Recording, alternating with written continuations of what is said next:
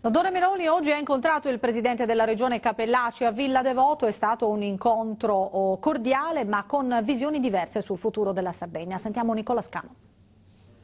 Si salutano da presidenti, il clima è cordiale ma il percorso è netto. Cappellacci, Regione Sardegna, e un sardo Fratello d'Italia. Meloni, Repubblica di Maluento, è un sardo e basta, ma precisa, fratello di tutti i popoli. Si scambiano i doni, per Meloni una copia del messaggio di Cappellacci sull'anniversario dell'Unità d'Italia e una della diffida al governo in sardo sulle entrate.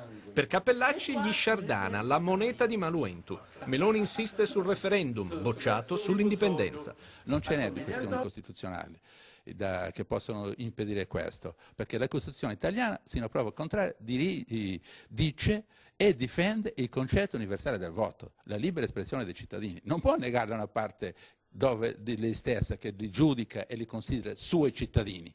E sulla sardità praticata nel rapporto con lo Stato, il governatore assicura che la battaglia prosegue. Entrate, mobilità, infrastrutture, energia. E sul referendum. Quindi credo che vada il tutto rivisto alla luce di quelle che sono le regole costituzionali e si debba trovare lo spazio perché all'interno di questo quadro di regole, di cui sono molto rispettoso, ripeto, si trovino le giuste strade perché possa esserci la libertà di espressione per tutti e in particolare su temi così importanti. Meloni va avanti, vedrà altri sindaci e chiederà un incontro alla Presidente del Consiglio regionale Claudia Lombardo e ai capigruppo dell'Assemblea.